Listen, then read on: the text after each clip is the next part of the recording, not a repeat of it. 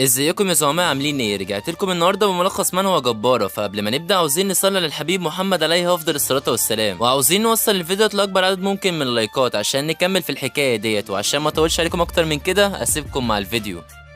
بتبدأ قصتنا يا معلم، وبطلنا بيقول انه رجع بالزمن عشان يغير المستقبل ويبدأ من جديد، وبيقول مين يقدر يصدق كلام غبي زي دوت؟ احنا هنصدق عادي. ولكن بيلعن حظه بيقول انه كان اغنى رجل في العالم اصلا، وان ده اكيد حلم تافه ويصحى منه كمان شويه. وبيقعد يسيح بقى وبيقول انه كان عنده قصر بقى وخدم يخدموه، وانه دلوقتي رجع للمنطقه الريفيه اللي كان عايش فيها ايام فقره. وبيقول انه كان مأجر الاوضه ديت لما كان عمره 18 سنه، ولكن بيفتكر حاجه، وبيقول انه قدر انه يوقظ قوته في الوقت دوت، وان القريه اللي هم فيها حتى لو كنت فقير وايقظت قوتك هتقدر تبقى غني بسهوله، وانه لو عمل عقد مع العشاير يقدر يلم فلوس تاني ويبقى غني. وبيقول انه لما كان عنده 20 سنه قبل مهمه خطيره جدا، وان ساعتها الوحش اللي كان بيواجهه في المهمه ديت قدر يدمر مسارات الطاقه عنده، وانه ساعتها اتطرد من العشيره بتاعته وحالته بقت بالبلة حرفيا، وان من النقطه ديت بدات حياته في وقتها تتغير. وبيقول ان بعد كام شهر قدر ياخد تعويض على الاصابه اللي حصلت له اثناء المعركه، وقدر يعمل بفلوس التعويض مشروع يكسبه اكتر من الاول بكتير، وبدا يبني كذا بيت ليه، وقدر انه يشتري اراضي كتيره جدا. وبعد 10 سنين من افتتاح مشروعه بقى مالك تلت اراضي العالم يا ابن اللعيبه يا فوزي. ولكن بعدها ظهرت الابعاد واللي طلعت منها وحوش قويه جدا، وبدات معارك كتيره تحصل في القاره بتاعتهم، وعشان كده الناس بداوا يهاجروا منها، وان بسبب الهجره دي اسعار العقارات والمنازل بقت في السماء. وبيقول بو انه ساعتها باع البيوت بتاعته والاراضي، وقدر وهو عنده 40 سنه يكون اغنى شخص في العالم. وبيقول انه تعب جدا عشان يوصل لحلمه دوت، ولكنه في الاخر قدر يوصل ليه ويبقى الاغنى في العالم. وبيصيح بقى على اخره وبيقول بقى انا اكرر كل ده مره تانية، انتوا بتهزروا ولا ايه؟ ولكن ساعتها بيلاحظ الصور اللي في ايده، وبيقول البتاع دوت جه معايا ازاي لهنا، ويلا بينا بقى نعرف قصه الصور دوت. وبيقول بو اللي هو بطلنا يعني انه قابل تيان قبل ما يرجع بالزمن، وبنعرف ان تيان دوت اقوى رجل في القاره بتاعتهم، الفشيخ اللي مفيش منه اتنين يعني، وبيكون دخل حرب كده وقدر انه يفوز بيها وياخد الصور دوت بصعوبه جدا، وانه عانى بقى عشان يجيبه. وطبعا بيقول كده عشان يعلي السعر لانه عاوز يبيعه لبطلنا. فبطلنا ابوه بيقول له يعني بكام الصور دوت؟ فبيقول له لا مش غالي، ب 10 بليون بس. فابوه بيضير وشه وبيقول له الله يفتح عليه، ولكن تيان بيلحقه بسرعه وبيحاوطه بالمنى وبيقول له استهدى بالله يا عم، والله ما حد واخده غيرك، هو بتاعك خلاص. وبيقول له تيان على المفاجاه وان الصور دوت يقدر انه يرجع مسارات الطاقه بتاعته. فبيقول له ابوه ان دوت شيء مثير فعلا، وبيقول له هو بليون واحد مش هيزيد لحلوح. وتيان بيقول له اتفقنا يا باشا. وبعدها بقى بيشربوا كلهم عصير عنب مركز وبيحتفلوا. وبنعرف بقى ان ابوه خلاص هيتقاعد من شغله بعد ما بقى فاحش الثراء، ربنا يرزقنا يا عم. ولكن باله بيبقى مشغول بالصور لانه مش عارف طريقه تشغيله. وهتقول لي عزيزي المتابع ليه ما يسالش تيان عن الطريقه؟ هقول لك ان تيان نفسه ما يعرفش طريقه تشغيله، وابوه كان هيحشر الصور في زوره اصلا، وبيقعد ابوه يجرب كذا حاجه عشان يشغل الصور، وساعتها بنلاقي ان الصور اشتغل فعلا وبدا ينور كمان. وابوه مش بيكون عارف ايه اللي بيحصل، والكل بيراقب اللي بيحصل. ولكن ساعتها طلعت قوه كبيره جدا من ابوه، ولقى نفسه راجع بالزمن، وبيقعد يلعن في تيان على اللي عمله فيه. ولكن وقتها بيدخل عليه شخص كده وبيكون جاي عشان ياخد الايجار، وبيكون جايب معاه مز على جنب كده، وبيقول دي ايه الزباله اللي انت عايش فيها ديت؟ وابوه بيقول ان الشخص ده اسمه سون، وان هو ابن حاكم البلده ديت، ولكنه ضعيف وغبي جدا كمان. وكل حبه بيجيب بنته وبيكذب عليها وبيعرفها انه ايقظ قوته، مع انه لسه ما يقظش قوته ولا حاجه. ولكن اللي مش بيخلي حد يكلمه هي الادوات اللي معاه واللي قوتها عاليه جدا. وبيقول بو انه بيجمع الايجار مرتين في الشهر وبيعليه زي ما هو عاوز، ما يزريبه ابوه بقى. وبيقول انه كان غبي زمان عشان كان راضي بكل دوت، وان زمان في شخص قدر يركز قوته وقدر انه ياخد اسلحه سن القويه منه. ما اكتفاش بكده بس، بل قتله كمان. وسن ساعتها بيتعصب لان بو مش بيرد عليه، وبيهجم عليه بسيفه. والموزه طبعا قاعده تقول له اضربه اكتر الحساله دوت، ولكن بو بيديهم بصه كده اللي هو والله ما ارحمكم، وبيقول له وانت مفكر انك هتعرف تجرحني عشان سلاحك القوي بس؟ وسن بيتعصب وبيجي يضربه، ولكن بو بيفعل قوته بطريقه اسطوريه وبيجي يهجم على سن بسرعه كبيره جدا. والبنت اللي مع سن بتنصدم لان بو بيكون دمر سن حرفيا. والناس اللي بره بيحسوا بقوه بو، واحد فيهم بيقول زلزال دوت ولا ايه يا عم؟ وبو بيقول ان قوته اللي كانت معاه في المستقبل رجع بيها للماضي كمان. وبو بيقول انه لازم يفحص مسارات الطاقه عنده. والبنت بتكون مرعوبه من بو قوته الكبيره. وبعدها بنشوف القريه اللي بو فيها، وبيقول ياه انما ذكريات بصحيح. بس بيقول بعدها ان بعد ما الابعاد هتظهر الذكريات ديت كلها تبقى تحت الارض، وان القريه ديت تبقى عباره عن خراب من القتالات اللي هتحصل. وبعد فتره صغيره جدا من المشي بيصيح وبيقول انه تعبان وانه جعان جدا وما اكلش حاجه من ساعه ما وصل. ولكن من ورا بنلاقي ناس بتطلب المساعده، وبطلنا بيبص وعينك ما تشوف الا النور، وحوش عملاقه في كل مكان، والنساء والجميلات قاعدين يصيحوا ويهربوا منهم. وفي راجل بيتفعص هناك بس ملناش دعوه بيه. وبنروح لبيت بول قديم، وبيكونوا الناس هناك عرفوا بخبر موت سون، وبيكونوا النقابه وصلوا المكان وبداوا تحقيق في الموضوع. وبيكون قائد المجموعه ده بيحقق مع المزه اللي كانت مع سون، وبيسالها عن اي تفاصيل للمجرم اللي هجم على سون. والبنت بتكون مرعوبه وبتقول لهم انه اخد اسلحه سون ولبسه، وبعدها بص ليها بصه مرعبه كده ومشى من المكان. لا ملوش حق يرعبك بصراحه. وبتقول ان سون طيب وبتقعد تطبل له حبه بقى وبتلعن في ابوه. بنعرف ان الراجل دوت اسمه باو، والله ما عارف هو بيحقق معاها ولا اغرى اصلا بجمالها، وانت يا ابني بتصور ايه؟ وبيقول واحد فيهم انه جايب معلومات عن المجرم، وبيقول ان اسم المجرم هو ابوه اللي هو بطلنا يعني، وان ابوه وامه سابوه لوحده وهو عاش بقى في الاحياء الفقيره، وان في سن 16 سنه جه للمنطقه ديت وبقى شغال في 5 وظائف، اللي هو ازاي يعني؟ ده الواد بقى خارق كده. وبيقول كمان انه ملوش قرايب وانه لا يجيد الفنون القتاليه، او ده اللي مكتوب يعني. فواحد معاهم بيقول ازاي قتل شخص بضربه واحده وهو مش بيتقن اي فنون قتاليه. وباو بيفحص المزه وبيقول ان مفيش اي كدمات عليها، اهم حاجه تكون ركزت في الكدمات بس. ولكن ساعتها بيوصل ليهم خبر ان في وحوش كتيره ظهرت في المدينه وبتهاجم الناس، فعلى طول باو بيقول الكلمتين اللي هو حافظهم وبيقول لهم يطلبوا الدعم من النقابه والمغامرين. ولكن واحد بيقول ان وصل لهم خبر ان في مغامرين هناك بيحموا الناس، فباو بيسالوا عن عدد المغامرين دولت. ولكن احنا بنروح لبطلنا وبنعرف ان هو اللي شغال دعك في الوحوش، وبيكون مقطع كام وحش فيهم. والموسس بيقولوا له انت كويس ولا ايه يا بطل؟ وبطلنا الجامد زحلها بيقعد يصيح ويقول انه لسه ما اكلش. ولكن وقتها بتظهر وحوش اكتر واكتر وبيهجموا على بطلنا، وبو طبعا ما بيسكتش وبينط في الجو وبينزل ضرب فيهم، واحد برجله والتاني بالسيف، وبيقعد يقطع فيهم. ولكن مع ذلك عددهم مش بيقل، وبيكون في اعداد كبيره جدا منهم. ولكن بطلنا ولا بيتهز وبيقول لهم يرجعوا للمكان اللي جم منه، وبينزل تقطيع فيهم مره تانية. وحش والله يا ابني. وبيقول بطلنا انه ضعف حبه من لما رجع بالزمن، ولكن بفضل الملابس اللي اخدها من سون بقى قادر انه يقلل الضرر اللي بياخده من الوحوش ديت. وبيقول بقى ان الملابس ديت عندها خاصيه دفاعيه وبتنظف نفسها بنفسها كمان، ولا اجدع مزيل بقع. وبيقول ان السيف دوت قوي جدا كمان، وان في مزايا كتيره. وبيقول هم مش بيخلصوا دوت ولا ايه؟ وبيكمل تقطيع فيهم بالسيف وبيفكر في حاجه كده وبينطلق عليها بسرعه، وبيوصل لبوابه بيطلع منها الوحوش ديت. وبيقول زي ما توقعت اكيد العدد الكبير دوت جاي من البوابه ديت، وبيقول انه لازم يدمر البوابه ديت عشان عددهم ما يزيدش اكتر. ولكن ساعتها بنلاقي صاروخين انطلقوا من فوق بطلنا وبيتوجهوا للبوابه وبينفجروا جواها وبيقدروا انهم يدمروها. وبنلاقي ان حراس المدينه وصلوا وهم اللي فجروا البوابه ديت وبيبداوا يقتلوا في الوحوش اللي فاضله. وبطلنا بيقول ما بدري يا رجاله. وبنلاقي باو بيقول له عفارم عليك والله يا بطل، وبيشكره على انقاذ الناس. وبطلنا بيبص له باحتقار كده. ولكن ساعتها بيلاحظ باو لبسه، هل لانه لبس سن اللي لسه مقتول من حبه؟ لا والله، بس لان اللبس بينظف نفسه بنفسه. بيقول له انه جامد جدا وبيساله جابه منين، ومساعده بيقول له ما خدتش بالك من حاجه كده. ولكن باو بيطنشه وبيسال بو عن اسمه وعن النقابه بتاعته، فبيقول له بو عن اسمه وانه ملهوش علاقه باي نقابه. والمساعد بيكون مفعل وضع المحقق كونان وبيكون شاكك فيه، وبو بيبص له كده وبيقول هيكشفني دوت ولا ايه؟ ومش بيلحق يكمل الجمله الا والمساعد بيصيح وبيقول ان بو هو القاتل اللي قتل سون. ولكن ساعتها باو بيقفل بقه بسرعه وبيقول له اكتم الله يخرب بيتك هتضيع الواد مننا. وبيقول لبو ان قوته مدهشه فعلا، وبيطلب من بو اي بيانات ليه عشان يعرف النقابه على بطولاته وقوته المهوله. وبو بيضحك ضحكه شماته كده، وبيقول باو ان هم يحتاجوه لان في وحوش كتيره لسه عاوزين يحاربوها. فبيحدف بو كام ورقه كده وبيقول لهم ان البيانات بتاعته في الورق ده، وبيضحك ضحكه شماته تاني وبيقول ان الاشخاص اللي بيوقظوا قوتهم حديثا بيكونوا مهمين جدا بالنسبه للنقابات، وان من سنتين بس بقوا المحاربين ومستخدمي الفنون القتاليه بيحموا القاره بدل الجيش، وان النقابات بتدفع اموال كتيره جدا للشخص اللي بيجيب معلومه بس عن حد ايقظ قوته، خصوصا بقى لو الشخص ده عنده قوه كبيره. وفعلا الناس بيكونوا بيتعاركوا على الورق اللي فيه بيانات بو. وبيقول بو ان النقابات مش هتهتم قوي لو الشخص ضعيف، انما هو بقى ففي حته تانية من القوه طبعا، يلعن ابو النرجسيه يا اخي. وباو بيقول له ممكن نتكلم عن انفراد يا اسطى ولا ايه الدنيا؟ ولكن بو بيكون في عالم موازي، وبيقول ان الشخص عشان يتحكم في قوته محتاج له وقت كبير جدا وبرضه هيحتاج فلوس واموال بالعبيط. وبو بيقول لباو انه يكون مصدر دخله، وباو بيقول ماله ابن العبيط دوت، بس مش بيلحق يكمل كلامه عشان بطلنا بيستخدم السيف وبيطير من المكان، وده حرفيا مش بترول يعني. وباو بيتفاجئ من قوه بطلنا لانه لسه مفعل قوته قريب وبيقدر يطير بالسيف. ولكن المساعد بيقول لباو يدي نظره على الورق اللي حدفه بو، وبيكون عزيز المتابع كارت الحاجات كده استغفر الله العظيم يعني. وطبعا ده كلام مش محترم ملناش دعوه بيه. وبطلنا بيقول حيه وبيقول معلش يا جدعان غلطتي ديت، اديت لكم كارت غلط. وبيكمل طيران اهطل بطلنا ده والله. ومره واحده بنلاقي الناس بدأوا يكلموا النقابات، وكل واحد بيكون بيكلم نقابه شكل عشان يعرفوهم على اللي حصل وعن قوه بوك كبيره وياخدوا بقى اموال ونقود كتيره. وبعدها بقى بنشوف واحد عمال يشخبط على اصناف اكل كده، وبيطلع بطلنا الجامد، واللي بعد ما بيخلص شخبطه بيقول لواحده تجيب له كل الاصناف اللي ما شخبطش عليها. هتاكل كل دوت انت مفجوع يا عم ولا ايه؟ بس نسيبنا من بطلنا ونشوف الشخص اللي بيقول ان اول نقابه وصلت هي نقابه لان الخاصه بيه، وبما انهم اول الحضور فالواد دوت يخصهم. ولكن واحده بترد عليه وبتقول ان محدش قال ان اول نقابه توصل هتاخده. وبنعرف هنا انهم بيتعاركوا على بطلنا الجامد بو، وبيقعدوا يصيحوا حبه وكل واحد بيحاول ياخد بو للنقابه بتاعته. بتكون مدعكه حرفيا على مين هياخد بو ويضمه ليهم. وبطلنا بو بيكون نازل حش في الاكل وعامل عليه موف اون، وبيقول ان حضر 7 من النقابات، ولكن بيلاحظ ان نقابه هي مش موجوده، وبتكون النقابه ديت من النقابات القويه. ولكن ساعتها بتيجي واحده كده وبتقول ان نقابه باي هتعتني بيه كويس جدا، ما هو باين الاعتناء من هنا. وبو بيقول ان البنت ديت قويه جدا وانها بنت رئيس نقابه باي، ولكن المجلس بيلاحظوا اللي بتحاول تعمله وبيبداوا يتعاركوا عليه مره تانية ويغروا بالبنات اللي في النقابه، وده طبعا كلام مش محترم مالناش دعوه بيه. وبطلنا بيقول ان الناس دولت فعلا بيقدروا الاشخاص اللي بيوقظوا قوتهم، وبيقول انه لازم يختار دلوقتي، وبيزعق في الكل وبيقول لهم سكوت يا حبه غجر. وبيشاور على رئيس نقابه لان وبيقول له هتوحشنا دلوقتي تقدر تمشي. فالراجل بيقول له انت بتهزر ولا ايه؟ انت ما تعرفش مين اللي اسس نقابتنا؟ ده احنا نعتبر من افضل النقابات هنا. ولكن بو بيقول ان نقابه لان نقابه بتحب المظاهر والتفاخر فقط، وانها قريب هيتم ابتلاعها من نقابه هي. وبيقول له زي ما قلت لك هتوحشنا، الباب وراك اهو. والبت ديت بتقعد تسخر منه وهو ماشي، والراجل بيقعد يبرطم بقى وبيقول له انا هوريك ازاي تعمل كده في نقابتنا. وبطلنا بيقول لهم واحده واحده وقولوا عروضكم ليا. فواحده بتقول ان نقابه باي هتدفع 3 مليون، والناس بقى بيقولوا معقول الثمن ده، وان في العاده العباقره بيدفع عليهم مليون واحد بس. ولكن بطلنا بيقول انه زمان اخد 200,000 بس عشان ينضم للنقابه، وبيقول انهم لسه بيبداوا اكيد، وان في مبالغ اكتر هتتقال. ولكن ساعتها في ناس بيوصلوا للمكان وبنعرف انهم نقابه هي، واللي بيقولوا ان نقابتهم هتدفع 5 مليون. ده ايه الجمدان دوت؟ وهنا مش قصدي على المبلغ، لا قصدي على القاعده بتاعتهم. وبحضور نقابه هي بس في نقابات بيبداوا ينسحبوا من المكان، وقاعده نقابه باي بتقول ان مش من العاده ان قاعده نقابه هي تيجي بنفسها عشان تضم شخص جديد ليهم. ولكن ساعتها بطلنا بيحدف عود سنان عليهم، فمساعدين القاعده بيتدخلوا وبيصدوه بسرعه، والكل بيستغرب من تصرف بو الغبي دوت. وقاعده نقابه هي بتبص له بنظره انت بتهزر معانا ياض، انت ما تعرفش احنا مين ولا ايه؟ وبو بيقول لها معلش وقعت من ايدي وما خدتش بالي. ولكن مساعدينا بيقولوا له انت هتهرج ياض، ده انت ليلتك سودا، وبيهجموا عليه. ولكن بو بيبعد اسلحتهم بعصيان الاكل بس. ده ايه الضحك ده؟ وواحد بيصيح كده وبيقول ان النبي الذهبي والنبي الفضي بيقتلوا شخص واحد، ده الشخص ده هيودع حرفيا. وواحده بتقول مش قادر اشوف ايه اللي هيحصل فيه، ده ايه الاوفر دوت؟ وبطلنا بيكون عمال يلعب اسلحتهم بعصايتين الاكل بس. والنبي الذهبي والفضي بينزلوا طبعا من اللي بيعملوا بطلنا، وبيقول لهم بو انه لولا ان هو عارفهم ما كانش هيعدي الموضوع بالساهل كده. فالاخوين بيتعصبوا بيوحدوا قوتهم وبيقرروا انهم يعملوا منه بطاطس محمره. وواحد بيقول ان التقنيه دي مرعبه جدا، وان بطلنا هيتعمل منه بطاطس مهروسه، ما تحيروناش بقى. وطبعا الكل بيتوقع ان بطلنا هيتنفخ، ولكن القائده بتقول لهم يوقفوا. وقبل ما تكمل جملتها بيكون بطلنا حادف عليهم عصايتين الاكل، وبيقول لهم معلش ايدي بتوقع حاجات كتير اليومين دول. فساعتها الاخين بيولعوا من الغضب وبيستخدموا كل قوتهم على بو، بيقولوا له انهم هيودوه عند اللي خلقه. ولكن بو بيمسك عصايه كده وبيجي مديهم ضربه هما الاثنين بيطيرهم بيها، يخرب بيت الكسفه، وبيتدحرجوا لحد ما بيوصلوا لقائدتهم. وبيقولوا ان بو باين عليه انه معتاد على ضرباتهم، وبو بيقول لهم خلصتوا ولا لسه؟ فبيقولوا له ان دوت كان مجرد حظ مش اكتر، وبيهجموا عليه مره تانية. ولكن قائده نقابه باي بتقول لهم يوقفوا اللي بيعملوه، وان بو عضو جديد في نقابتهم، وان لو حد قرب له كل النقابه هتقف ضدهم. وبو بيقول انها كانت ساكته وبتلاحظ اذا كان يستحق يدخل نقابه باي ولا لا. وقائده نقابه هي بتقول للنبي الذهبي والفضي انهم يمشوا من المكان، ولكن واحد فيهم بيقول لها ان الواد دوت اهانهم جدا وما ينفعش يسيبوه كده. ولكن القائده بتديله بصه كده وبتقول له انت هتعصوا امري ولا ايه؟ وحرفيا بيترعبوا من بصتها بس، وبيقولوا لها ما نقدرش طبعا نعمل حاجه زي ديت. وواضح ان قائده نقابه هي قويه لدرجه مرعبه، وده اللي بيقولوه كل الموجودين مش انا بس يعني. ولكن بو بيقول لها انها تستنى، وانها توصل رساله لاخوها الامبراطور السماوي تيان، وتقول له انه يجهز ليه الفلوس لانه هيروح له بعد 7 ايام عشان يرجع له الخرده بتاعته. وهنا قصده على الصور اللي اشتراه منه. فقائده نقابه هي بتقول له انت اسمك بو ها؟ طيب احنا نقابه هي هنفتكر اسمك كويس قوي، وشكلها كده مش ناويه له على خير. وبعدها بتاخد المساعدين وبتمشي من المكان، وبو بيكون عارف انهم هيعملوا له مشاكل قدام، وانهم مش هيعدوا اللي حصل دوت بسهوله. وقائده نقابه باي بتقول له مش يلا بينا يا معلم نروح حته تانية عشان نمضي العقود ولا ايه؟ ولكن بو بيعمل نفسه ما سمعش حاجه، وبيقول حد هيدفع اكتر من 5 مليون ولا ايه؟ والناس بيقولوا انه ما انضمش لحد لسه، وواحد بيقول انه هيدفع 6 مليون، وبيقولوا انه موهوب جدا ومفيش حد في قوته الا في النقابات اللي زي نقابه باي وهي. وواحد بيعرض 10 مليون، وبيكون هيبيع اللي وراه واللي قدامه عشان يدفع ال 10 مليون دولت. وبتبدا بقى الارقام تعلى عشان بطلنا الجامد، واللي بيقول 11 مليون والتاني يزود عليه ويقول 13، والدنيا بتولع مع بطلنا. وبتكون قائده نقابه باي سامعه الارقام وهيجيلها جلطه من المبالغ اللي بتتقال، وبتصيح بقى في الكل وبتقول ان نقابه باي هتدفع 30 مليون ومش هيزيدوا مليم زياده. وبيبداوا الناس يصيحوا بقى وبيقولوا ان ده مش عدل ابدا. ولكن قائده نقابه باي بتنفض لهم وبتقول لبو هنتكلم فين بقى عشان نعمل العقد. وبو بيقول لها طبعا يلا بينا يا باشا نبعد عن الغجر دولت عشان نتكلم براحتنا. وبيقول لها انه سمع ان عندهم اكل جامد بقى وبيهتموا براحه الاعضاء. وبيقول لها صحيح الكلام دوت ولا ايه؟ نسيبنا منهم بقى وبنشوف قائده نقابه هي، واللي النبي الذهبي والفضي بيقولوا لها ان بو كانه يعرفها هي واخوها قبل كده. فبتقول القائده ان شكل اخوها عمل مصيبه جديده وان دوت المعتاد منه، وبتخلع القناع وبتطلع موزه زي ما توقعت. وبتقول للنبي الذهبي والفضي انهم يبعتوا حد عشان يشوف احوال اخوها، وبيقولوا لها تمام يا باشا. وبعدها بقى بنرجع لبطلنا وبتكون قائده نقابه باي مثبتاه، وبطلنا بيقول لها بتعملي ايه يا وليه؟ وبيكون الوضع مريب حبه، بس قائده نقابه باي بتكون قلب على كلب جولدن كده وبتحاول تشم ريحه الكذب منه. ده ايه الضحك ده؟ وبطلنا بيقول لها انه مش بيكذب في حاجه وانه جامد زحليه براي الكل، وطبعا مش بتصدقه. وبطلنا بيقول لها وانت كنت كلبه قبل كده ولا ايه؟ والبنت بتطنشه وبتقول له انها عرفت ماضيه وانه ما كانش موهوب في الفنون القتاليه قبل كده. وبتقول له فسر لي بقى ازاي كنت بتقاتل النبي الذهبي والفضي بالمهاره ديت ولا كانك فنان في الفنون القتاليه؟ فبيقول لها واحنا نعرف بعض ولا ايه؟ انت هتبداي تسالينا اسئله شخصيه. هو بيقول في نفسه ان النبي الذهبي والفضي كانوا حراس لبوابه قصره الشرقيه، وبنعرف ان تيان كان عاوز يشتري معدات وكده، فكان محتاج لحبه اموال، ومين احسن من اغنى شخص في العالم عشان تاخد منه فلوس؟ وبيقول تيان وقتها انه يديله النبي الذهبي والفضي مقابل الفلوس. يا بياع لا ده باعهم بجد مش بهزر، وهم طبعا قدموا خلاصهم لبوه، وهو ده اللي حصل. وبوه بقى بيقول انه عاوز يغير كام حاجه في العقد دوت، وقائده نقابه باي بتقول له ان صعب جدا انه يغير اي حاجه في العقد بس هتحاول عشانه. وبيقول لها شكرا والله كلك واجب، انا مش هغير حاجات كتيره اصلا. وبيمسك العقد وبيقول لها بصي بقى بدل 6 ايام شغل يبقوا 3 بس، والشغل الاضافي انا اللي هوافق عليه بنفسي. وبيقعد بقى يغير في كل حاجه يشوفها، وقائده نقابه باي بتبقى بصله كده ويا ريته بيسكت، لا ده بيكمل وبيقول لها ان لو المهمه من المستوى ايه هياخد 50% من الجوائز. وبيقعد يسيح بقى وبيقول ان لو النقابه بقى ليها فروع تانية عاوز يكون رئيس على فرع منهم، وان كل حبه كده ياخد علاوه، وبيكون فاضل شويه ويجلدهم حرفيا. فرئيسه النقابه بتسيح فيه وبتقول له ما تاخد مكاني بالمره، وبتقول له ده انت لو ابن رئيس النقابه مش هتقول الكلام المستحيل دوت. فبيقول لها والله دوت اللي عندي، مش عاجبك اشوف نقابه غيركم. ومعلومه كده في السريع، المفروض العقود بتاعه المقاتلين الجدد تكون زي بعض، وان اضافه بند واحد ده شيء اشبه بالاحلام عندهم. فمش عارف بطلنا الاهبل ازاي طلب كل التغييرات ديت، بس ادينا معاه للاخر. فقائده نقابه باي بتسيح فيه الرابع مره اعتقد، وبتقول له انت ايش ادراك ان النقابات التانية هتوافق على طلباتك ديت، زائد ان احنا اكتر نقابه دافعه فلوس عليك. فبيقول لها والله يا اختي بما اني قوي زحليقه فمفيش حاجه مستحيله معايا. ايوه بقى الثقه فوق. فالبت بتلعنه في سرها كده، وبعدها بقى بتمسك ايديه ايه الكلام دوت، وبتقول له انها عاوزاه ينضم ليهم جدا، وده عشان يبقوا اقرب من بعض. استغفر الله يا اختاه. وبتقول ان دوت اقوى سلاح عند النساء، ولكن بو بيضحك كده وبيقول انه عارف الحيله ديت، وانه عارف بعض حيالها من حياته السابقه. وبيقول لها وانا اقدر ارفض لك طلب برضه يا جميل. وبيقول لها عشانك بس الغي كل الشروط اللي فاتت، واخلي بس شرط ان الشغل يبقى 3 ايام في الاسبوع. وبيقول لها انه هيخليها تعمل العقد بقى ويشوفها في وقت تاني، وانه هيروح يسجل في وكاله القريه برضه كمحارب. وبعدها بيطير من المكان، واول ما بيمشي بتقول 3 ايام في الاسبوع بقى انا كده سيطرت عليه. ده ايه الواد دوت. وبنشوف مبنى كده وبيكون مبنى الطوارئ في القريه، وبنشوف واحد كده وبيكون اسمه ساو، وبتدخل عليه بنت كده وبتديله تقرير عن الوحوش اللي ظهرت في القريه، وبتعرفه انهم جايين من بوابه للوحوش. وبيكون مستغرب لانه فكرهم جايين من الجنوب، وبيكون بيتفرج على كل اللي حصل وبيسال عن المحاربين اللي جايين من القريه ديت. فبتعرفه ان محدش جه من القريه ديت بقالهم اسبوعين. فبيقول لها ساو ترجع لشغلها، وفي واحد بيكلمه وبيقول له ان الاله اللي بيختبروا بيها المحاربين الجدد اتعطلت مره تانية. فساو بيقول له يا كل شويه تتعطل ولا ايه. وبنشوف المحاربين وهم بيجربوا الاله، وبتكون نقاطهم زي الزفت، ونصهم بيسقطوا في الاختبار وبيبداوا يصيحوا بقى وبيقولوا ان الاله خربانه، والموظفه بيكون هيجي لها شلل منهم. وبتقول ان لسه في ناس كتيرين عاوزين يتعمل لهم اختبار، ولكن ساعتها بطلنا بيجي وبيقول انه جاي عشان الاختبار. والموظفه بتقول ده ايه الواد الجان المز دوت، وبتعرف ان اسمه بو. فبتندهش وبتقول له وانت اللي قتلت الوحوش في القريه ولا ايه. وبتقول له انه كان بيقتل بقوه وانه جامد جدا. فبيقول لها ما بحبش اتكلم عن نفسي كتير. وبعدها بتقول له تعالى اوريك بقى ازاي تتسجل كمحارب. وبتعرفه بقى ان في فئات مختلفه من المحاربين، وبتقول له ان في سمات للطاقه وهم كالتالي الذهب والخشب والميه والنار والارض، وفي بقى سمات خاصه كمان وان دولت محاربين مميزين جدا. فبيقول لها ابوه انه حاسس ان قوتها تطلع عاديه، ولكن البنت بتجره من قفاه وبتقول له تعالى ورايا. وبتقول له ان دوت المكان اللي هيتعمل لك فيه الاختبار. وبعدها بيحصل كلام كده ملناش دعوه بيه، وبنشوف الجهاز اللي بطلنا يعمل الاختبار جواه. وبتقول له الموظفه عاوز نظبط الاختبار على المستوى كام. فبيقول لها اقل حاجه ممكنه لو سمحتي. وبتقول الموظفه ان كل ما زاد مستوى الاختبار زادت قوته، وده هيبقى حاجه حلوه عشان تدريبه. وبيقول بو في نفسه ان لو زود المستوى ممكن يقابل وحش من الوحوش السماويه، وان في محاربين كتار ماتوا بسبب الوحوش والبوابه ديت. وبيقول للموظفه انه عاوز الشهاده وخلاص. فبتقول له تمام يا باشا، وانه لو جاب 60 نقطه بس هيبقى ناجح. وبيقول بطلنا انه يدوب نجح في حياته اللي فاتت، وانه المره ديت هيقدم كل اللي عنده. وبعدها بيبدا يتجهز وبيجمع قوته كامله، وبتبدا الطاقه تتجسد من حواليه، وبيقدر يعمل تجسيد للطاقه. وكل الموجودين بيتصدموا وبيقولوا ان القوه ديت قديمه جدا، وانهم سمعوا عن تقنيات زيها. وبيقول بو ان التقنيه ديت ضعيفه جدا بالنسبه ليه، وبنعرف انه اخدها من تيان قبل كده. وبعد ما بيجمع كل قوته بيضرب الاله بكامل طاقته، ونشوف طاقه كبيره جدا طالعه من المكان اللي فيه الاختبارات، وكل اللي في المكان بيحسوا بالطاقه ديت. وبنشوف بو بعد ما ضرب الاله بقوته بيكون يا دوب نجح بالعافيه وجاب 60 نقطه. وبيقول يا تيان يا نصاب مديني تقنيه خربانه كده تحرجني قدام المزه. والمزه بقى بتقول له انه نجح في الاختبار وان يجي معاها عشان ياخد مكافئته. وبنعرف انه هيتحط في اله هتنقله المكان جامع اللي تشيل خاص بيه. وبتقول له المزه ان هو من الرتبه ايه ومش هيعوز اي حاجه تساعده في جامع اللي تشي، وده طبعا عكس الناس اللي من الرتبه ايه وما فوق، واللي قبل ما يجمعوا اللي تشيل خاص بيهم لازم يعرفوا رئيس المكان ويجيبوا فريق طبي وفريق للطوارئ وليله كبيره سعادتك. وبنشوف بطلنا قدام الاله اللي هتنقله الجامع اللي تشيل خاص بيه، وبتكون اله تعبانه كده ودوت لانه في المستوى ايه. وبطلنا بيكون محبط طبعا وبيدخل للاله، وبتبدا الاله في نقله العالم اللي تشي. وبطلنا بقى بيقول انه هيستفاد من السائل اللي في الاله ديت لانه مفيد للمسارات، بس بيقول ان ريحته زي الزفت وحاسس انه هيتخني خلاص. ولكن ساعتها بتشتغل الاله وبتنقله العالم اللي تشي، وبقيه الناس اللي جم للاختبار بيقدروا انهم يشوفوه من شاشه كده. وبيقول بطلنا ان المكان ما اتغيرش كتير لانه جه هنا في حياته السابقه، بس المره دي حاسس بشعور مختلف كده وربنا يسترها. والموظفه بتكلمه وبتقول له انت على التلفزيون دلوقتي يا ولد ابسط. وبيكونوا قادرين انهم يشوفوا بو بس ما بيقدروش يسمعوا صوته. وبيقول بو انه يفضل هنا حبه حلوين، وانه كل ما فضل اكتر كل ما استفاد اكتر، وان اخر مره كان هنا حس بضوء غريب رزقه بحاجه على دماغه ولقى ان الموضوع خلص. وبيقول انه يفضل مستني الضوء دوت، وهو مستني الضوء بيلاقي ضوء كبير كان نازل عليه فلاو، بس بطلنا بيتفاداه بسرعه. وبيقول ايه ده بقى. هو بنلاقي ان في وحش قوي جدا قدامه، والموظفه والباقيين بيبصوا على بطلنا اللي بيكون بيصيح حرفيا، بس بيفكروه بيسلم عليهم عادي. وبطلنا بيولول وبيقول لهم هموت خرجونا الله يخرب بيوتكم، ولكن هم مش بيكونوا شايفين الوحش اللي بيطارده، وبيقولوا انه نشيط فعلا لانه عمال يجري في كل مكان. وبطلنا بيقول نشيط مين ده، انا بجري لاني لو وقفت مش هاخد في بق الوحش ده قطمه. وبيكمل جري، والناس بقى بيقولوا له عاش يا وحش كمل. وبو هنا بيعرف انهم مش شايفين الوحش اصلا، وبعد ساعه الموظفه بتكون زهقت وبتقول ان المفروض يكون خلص من زمن، ولكن ساعتها ساو بيوصل وبيسال عن اللي بيحصل وبتعرفه ان بطلنا جوه نطاق الليتشي بقاله ساعه ولسه ما خرجش. فبيقول ساو ساعه كامله يا ابن القدره، ولكن وقتها الموظف بيقول ان الاله ديت خربانه وانها مظبوطه على المستوى اس ومش بتتحرك. والموظفه بتقول ازاي مظبوطه على المستوى اس وانا حطها على المستوى اي، ولكن الموظف بيعرفها ان الاله احيانا بتغلط. وبيعرفوا ساعتها ان بطلنا من المستوى اس وانهم عملوا كارثه لان المستوى دوت زي المستوى ايه ولازم يكون في مشرفين على اختباره، وان بطلنا بقاله ساعه جوه وممكن يكون حصل له حاجه. ولكن الموظف بيقول ان عندهم اشاره على الشاشه. وساو بيشوف بو بيقول ان ما عادش في حته سليمه، وبنشوف بو اللي بيكون منفوخ حرفيا والكل بيكون مصدوم من شكله. ولكن بنعرف ان بطلنا الجامد زحليه قدر يخلص على الوحش برضه، ودوت اللي بيصدم ساو لانه بيعرف يشوف الوحش لان بو قتله خلاص. وبيقول الواد دوت لسه عايش ازاي، والموظفه بتقول له انت لسه هتحكي. يطلعوا الواد بسرعه وبيكونوا لسه هيطلعوه، ولكن الاله بتبدا تتكسر وبنلاقي بطلنا بيطلع منها. وبنشوف بطلنا من دقيقتين كده وهو في سال الليتشي وبيقول انا لسه حي ازاي، وبرغم من انه قتل الوحش لانه متقطع ومصاب جامد. ولكن بطلنا ساعتها بيلاقي الوحش قدامه وهيبلعه. بيقول حي انت جيت تاني ازاي، بس بنعرف ان دوت وهم وانه دلوقتي بياخد طاقه الليتشي اللي كسبها. وبطلنا بيقول ان الليتشي دوت كتير جدا، وبيقول انه حاسس انه بيتعالج من كل اصاباته، وبيقول ايوه كده دلعني. وبيعرف ان سمات الوحش دوت هي الاختفاء، وعشان كده الموظفه والباقيين ما كانوش شايفينه. وبيقول ان مسارات طاقته بتولع من قوه الليتشي ديت وحاسس ان مساراته هتنفجر خلاص. وبنرجع للوقت الحالي وبنلاقي ان بو واقع فوق الموظفه وبيقوم وهو مفزوع بقى وبيقول حي ديت ايدي ورجلي رجعوا تاني. والموظفه بتقول له انه بعد ما بيخرج من عالم الليتشي بيتعالج من الاصابات كلها. وبيقول لها تعالي هنا يا وليه السعرانه انت، انا مش قلت لك تحطي الاله على المستوى ايه ده، انا كنت هموت هناك بسببك، انا عاوز مديرك حالا. فساو بيقول له ايوه موجود يا باشا انا المدير هنا، وبيقول له كمان انه هيعوضه على اللي حصل. وبو بيقول الواد دوت انا مش بطيئه من اول مره شفته فيها في حياتي اللي فاتت. وبو بيحاول يخلع منه وبيقول لهم حصل خير بس هاتوا لي شهاده الفنون القتاليه وخلوني اخلع من المكان اللزق دوت. ولكن ساو بيقول له على فين بس، ده انت لازم تيجي معانا عشان تاخد شهادتك ودوت لانك في مستوى اعلى من المستوى ايه ولازم نعرف حبه حاجات عنك. وبو بيقول في نفسه عيل سمك بصحيح، وبيقول انه يكتفي بشهاده من المستوى ايه ومش عاوز اكتر من كده. وبيقول في نفسه انه عاوز يخلع من المكان دوت، فبيقول انه تعبان وكده ولازم يروح. وبيقول لهم ما شفتوش سلاحي ولبسي فين ولا اروح كده، فبيدوا له لبس وسلاحه وبيعرفوه ان الشهاده تطلع كمان كام يوم. وبيقول لهم بو انها لما تطلع يبعتوها له على البريد ودوت لانه مش عاوز يشوف اشكالهم مره تانية اصلا، وبيجي خلع من المكان. وبنشوف بعدها ساو وهو واقف قدام الاله اللي كان فيها بو. بيقولوا للمساعدين ان الجهاز دوت تلف خالص وان اداه تحديد الاسلحه تلفت برضه، فبيسالوا ساو عن السبب. فبيقولوا انهم قاسوا اسلحه بو وطلعوا من المستوى ايه وكان معاه صور غريب كده اول ما اتحط في الاله انفجرت. وبيقول ساو يا ترى مين الشخص دوت. وبنشوف بطلنا وهو طاير على السيف والدنيا معاه اخر حلاوه، وبيكون بيفكر بقى مع نفسه وبيحسب الفلوس اللي هيجمعها. ولكن ساعتها في حد بيقاطعه وبيقول له انه ينزل من على السيف دوت لان ديت حدود الارض القاحله، وبنعرف ان دولت حارسين الاسوار. وبطلنا بيوريهم شرط القتاليه عشان يعدوه، ولكن هم بيقولوا له ان دوت ما ينفعش وان شهادته لسه طالعه النهارده. فبيقول لهم بو ان عنده مهمه جوه، فبيسالوه عن النقابه اللي هو منها. وبيقول له ايه كل الحاجات ديت يا عم، ده انت لو تاجر مش هتشيل كل دوت. فبيقول له بو يا عم انت هتوجع دماغي ليه، خد رقم رئيسه نقابه باي وهي هتخلص معاك كل حاجه. وطبعا الحراس لما بيعرفوا ان رقم رئيسه نقابه باي معاه بيوافقوا انهم يعدوه على طول. وبيقول بو انما حبه مغفلين بصحيح، وبيبداوا الحراس فتح بوابه الاسوار. وبيعدي بطلنا وبيشوف الناس اللي بيفتحوا البوابات، وبيقول ان حالهم ما يقوس منه وانهم جم هنا عشان يشتغلوا ويوفروا فلوس وسابوا المدينه، وان دوت غلط كبير جدا لان حاجز الارض القاحله هيتكسر في يوم والناس دولت هيبقوا حبه وجبات للوحوش وقتها. ولكن بيكبر دماغه منهم وبيعدي البوابه، وبنشوف الارض القاحله اخيرا والبوابه بتقفل بعدها. وبنشوف الناس اللي كانوا بيفتحوا البوابه وهم بيلاقوا فلوس عبيطه واكل بالهبل، وبيفكروا ان بو ساب لهم الاكل والفلوس ديت. وبنشوف بو اللي بيبدا يصيح. هو بيقول هي الشنطه ديت كان فيها خرم من امتى، وبيقول ده انا كده فلوسي واكلي كلهم راحوا. وبيقول انه هيرجع للتاجر اللي باعها له وهيكسر عظمه. بس قبل ما يكمل كلامه بيلاقي الوحوش ظهرت قدامه، وبو بيقول ولكن ساعتها وحش تاني بيطلع ياكل الوحش اللي قدام بو، ووحش تاني بيظهر ورا بطلنا. وبطلنا بيقول لهم السلام عليكم اخلع انا بقى. هو بيستخدم الاختفاء وبيهرب، وبيقول بقى هي دي اصول الضيافه برضه. وبيقول بو ان من 5 سنوات ظهرت بوابه للابعاد وفضلت تخرج في الوحوش لمده سنه. وبيقول ان الوحوش دولت كانوا اقوياء جدا بس ذكائهم كان قليل. وبيقول ان خلال السنه ديت الوحوش دمرت مناطق كتيره جدا، ولما بوابه الابعاد اتقفلت قرروا البشر يخلصوا على الوحوش اللي فاضلين، ولكن الوحوش كانوا اقوياء جدا وما عرفوش البشر يعملوا قصادهم حاجه. فقرروا حكماء القاره انهم يعملوا وهم سحري ويحوطوا الوحوش ديت في مدينه واحده بس، واللي اتسمت بعد كده بالارض القاحله. ولكن بيقول انه قريب جدا هيعرفوا الوحوش ان في حدود وهميه وهيكسروها ويتجاوزوا الاسوار ويبداوا في قتل البشر وحرفيا هجوم العمالقه لايف. وبيقول بو ان بعد كده هيظهر منقذ البشريه ايرين ييجر، لا اسف اقصد تيان، واللي هو اقوى رجل في الامبراطوريه. وبيقول ان بعدها في بوابه تانية هتتفتح في المنطقه المنحوسه ديت، ولكنها كانت بوابه لعالم السحر، وظهروا ناس عندهم قدرات فريده جدا في السحر وخلال فتره صغيره بقت الارض ديت من ارض قاحله لارض مزدهره جدا. وبيقول ان وقتها سعر الاراضي في المنطقه ديت هتبقى في السماء، وانه هيشتري كل المنطقه قبل ما يحصل اللي قال عليه من حبه. وبيقول ان البوابه هتظهر في المنطقه اللي هو فيها ديت، وان لو اشترى المنطقه ديت قبل ظهور البوابه هيبقى من اغنى 10 في العالم. وبوبو يكون منشكح بقى وبيقول انه هيبقى غني قريب، وبيكون في ذئب وراه عاوز يهجم عليه، بس الذئب بيلاقي ان بو اختفى، وقبل ما يستوعب اللي حصل بيكون بو مخلص عليه، وبيكون اختفى بسبب قدره الوحش السماوي واللي بتخليه يختفي لفتره صغيره. ولكن ساعتها بيسمع صوت واحده بتستنجد، وبيقول ازاي اللغه ديت بتاعت عالم السحر، وبنشوف بنت صغيره بتهرب من عصابه وبيكونوا عاوزين يمسكوها لان لغتها غريبه، وبيقولوا ان سعرها هيكون عالي جدا والبنت بتقع، وبيقولوا ان رغم سنها الصغير لسه بس سعرها هيكون كبير جدا، وبيكونوا هيمسكوها خلاص. وبطلنا بيراقب الوضع وبيقول ان دولت عصابه الذئب الاحمر، وانهم مجموعه من الحثالة هدفهم هو جمع المال وبس. وبيقول ان رغم انهم مجموعه وضيعه الا ان فيهم محارب من الرتبه اس، وبيكون قادر يقاتل نقابه كامله من المستوى العادي لوحده. وبيقول انهم اكيد اتسللوا للاراضي القاحله لانهم ممنوعين من دخولها اصلا، بس بيقول ان ده مش مهم دلوقتي. وبيقول البنت ديت ازاي خرجت من عالم السحر في الوقت الحالي، وبنشوف البنت وقتها واللي بتقول انها هتندمهم كلهم، وبتطير في الهواء وبتستخدم سحرها وبتتحول لهيئه كبيره شويه. والعصابه بيستغربوا من اللي حصل، بس البنت بتستخدم تعويذه قويه جدا وبتكون عاوزه تخلص عليهم، والعصابه بيخافوا. ولكن وقتها البنت بترجع لحالتها الصغيره تاني، وبتكون طاقتها السحريه خلصت، هي لحقت تشتغل اصلا. والعصابه بيقولوا بس كده، وبيقولوا يعني بتعرفي تعملي العاب ناريه وبتتحولي لشكل اكبر، ده كده فل قوي، ده انت هتجيب لنا فلوس ممتازه. بس بو بيكون مصدوم من حاجه، وبيكون الشخص ده بيكلم زعيمه وبيعرفوا على اللي حصل. بس بو بينزل، وقبل ما الراجل ده يستوعب اللي حصل بيكون بو نزل تقطيع فيهم ومش راحم حد خالص، وبيجري على البنت وبيقتل الشخص اللي وراه بسرعه مخيفه. والبنت بتقول له ده انت 100 100 تسلم يا معلم. بس بو بيرفع السيف في وشها وبيكون متعصب جدا وجايب اخره، وبيقول لها بقى انت بقى الفتاه الشيطانيه. وبيقول بو ان في حياته السابقه حصل 6 كوارث كانوا هيدمروا العالم، ومن الكوارث ديت كان في حريق عملاق، وان الحريق دوت حصل بعد ما فقد مسارات طاقته ب8 سنين، وان وقتها ظهرت فتاه شيطانيه واللي بيعرف بو انها السبب في الحريق دوت، وكانت هتقتله بقوتها الشيطانيه. ولكن وقتها تيان اتدخل وانقذ بطلنا، وبيقول له بص بقى يا معلم عشان اجيب لك البت ديت هتدفع لي 25 مليون. وبو بيقول له كام؟ فبيقول له ايه يا عم ما تقدر، ده انا جاي لك من الجنب التاني للعالم. فبيقول له بو لا يا عم ده انا هدفع لك 100 مليون. 100 مليون ايه طيب؟ ده انا والله هدفع لك 300 مليون، بس هات لي راس الجزمه ديت ولو تاخد كل اللي معايا حتى. وطبعا تيان بيقول له بس كده من عيوني يا كبير، طالما الفلوس حاضره يبقى نتوكل على الله. بيقول له ما يجيش وراه عشان شكل الشيطانه ديت قويه. وبيقول له حافظ على حياتك يا ابني، او حافظ عليها لحد ما تدفع لي بس، وبعدها غور في داهيه. وبيقول بو ان الحريق دوت استمر لمده 3 ليالي ودمر نص العاصمه، وان في مئات الالاف من الجنود ماتوا وهما بيقتلوا الفتاه الشيطانيه، وانهم قدروا يخلصوا عليها في الاخر. بس العاصمه احتاجت وقت كبير جدا عشان ترجع لحالتها بعد الخراب اللي حصل لها. وبيقول انه كان مالك اغلب اراضي العاصمه اللي اتضررت، وانه يأس وقتها واكتئب، وان السبب في كل دوت هي الفتاه الشيطانيه، وانه مستحيل ينسى الفتاه ديت. وبنرجع للوقت الحاضر وبيقول لها انت ازاي الفتاه الشيطانيه، وبعدين مالك بتعملي كده ليه؟ وبنشوف المعتوهه ديت وهي بتقول له انه انقذ حياتها وانها خلاص هتتجوزه، وانها تطبخ له وتغسل له هدومه، وكميه محن بقى رهيبه. لو بتقول له انها كمان تقدر تتحول لبنت كبيره، وانه فارسها خلاص من دلوقتي. وبتقول له هتساعدني بقى ولا ايه؟ انا عاوز اطلع من هنا. وبو بيكون هيتجلط منها لانها مش بتبطل رغي، وبتقول له انت عارف لغتي يا اخ ولا انت زي المعتيه اللي فاتوا؟ وبتقعد تصيح حبه بقى. وبو بيقول لها خلصت رغي ولا لسه؟ وبيقول ازاي ديت الفتاه الشيطانيه اللي دمرت نص العاصمه. والبنت بتقول له انت بتفهم لغه عالم السحر ولا ايه؟ وبو بيقول بس كده انا اتاكدت النظره ديت هي نظره الفتاه الشيطانيه. وبيقول لها تقدري تروحي المكان اللي تحبيه، انا ما عنديش وقت للاطفال. وبيسيبها وبيمشي، وبيكون بيطبخ الذئاب اللي اصطادهم، وبيقول ان طعمهم هيبقى فاجر. والبنت بتكون بتراقبه وفي ذئب بيقرب منها، ولكن بطلنا بيلحقها وبيخلص على الذئب، وبيقول لها مش عاوز اشوفك تاني. والبنت بتجري من قدامه وبيفرح بطلنا بالثلاث ذئاب، والبنت بتفضل تراقبه برضه، ذئب تاني كان وراها وبطلنا بيخلص عليه، وبيفضل الحال على كده. البنت بتراقبه والذئب يجي وبطلنا ينقذها، وبعد ساعه بيكون الحال زي ما هو. وبطلنا بيقول لها ارحمي امي يا بنتي، انا تعبت من انقاذك، ما تروحي اي حته تانيه. وبيقول لها ده انا هموت وانا بشوي الذئاب، ايدي اتكسرت، ده انا شاوي 16 ذئب لحد الان. ولكن هي مش بترد عليه وبتقول له انا جعانه يا اسطى. بطلنا بيقول يا دي النيله بتعرفي تغسلي الاطباق طيب؟ بتقول له عيب عليك. وبيبداوا ياكلوا والبنت بتكون عامله موف اون على الاكل. وبيقول بطلنا اما ناخد منها حبه معلومات، وبيسالها عن السحره اللي جم معاها من عالم السحر. والبنت بتقول له الاكل هيقف في زور يا عم اصبر. فبيقول لها اكل ايه انت هتموتي دلوقتي؟ وبيقول لها لازم تحكي. وفعلا البنت بتقول له انها كانت بتتدرب على سحر النار في مدرسه سحريه، ولكن وقتها ظهرت بوابه من العدم وهي قررت انها تدخلها. ولكن لما دخلت وخرجت للعالم دوت البوابه اختفت، ولقيت نفسها مع شويه ناس في كهف كده، ولكنها خافت منهم وهربت، ولكن هم ما سابوهاش تهرب وجروا وراها. وبتقول ان في واحد كان معاه ثعبان شكله جامد وواضح انه قائدهم. وبطلنا بيقول كهف وثعبان وقائد، هي البنت بتقول ايه؟ وبيقول لها يعني انت جيتي هنا لوحدك؟ فبتقول له حصل يا باشا. وبيقول لها تعملي ايه دلوقتي؟ فبتقول له احاول ارجع لبيتي. فبيقول لها للاسف ما تقدريش دلوقتي. والبنت بتقول له ما اقدرش ليه؟ والله والله بدات تصعب عليا البنت ديت، وبتقول له انها هتقدر اكيد وانها تفضل معاه لحد ما تعرف ازاي ترجع لعالمها. فبيقول لها ابوه والله عشان تفضلي معايا لازم تدفعي، غير كده شوفي طريقك. فبتقول له ادفع ايه بس، وبتقول له انها هتفيده اكيد بقدرتها لتكبير جسمها، وهي ما قالتش كده طبعا بس ما ينفعش اقول هي قالت ايه. فبطلنا بيقول لها لو ما فيش فلوس يبقى مش عاوزك معايا. فبتقول له انها معهاش فلوس خالص. فبطلنا بيقول غريبه انها فقيره على عكس المتوقع، وبيقول انه ممكن يستفاد منها في حاجات تانية. وبعدها بشويه بنلاقي ناس بيتكلموا وبيقولوا انهم وصلوا لمكان بطلنا والفتاه الشيطانيه بس ملوش حد فيه، وبيبلغوا الزعيم انهم هربوا، والزعيم بيقول لهم مش مهم وانهم حصلوا على اللي هم عاوزينه. وبنعرف ان اسم الزعيم دوت هو شن، وبنلاقي ان الفتاه الشيطانيه متكتفه قدامه وبيأمر جنوده انهم ياخدوها.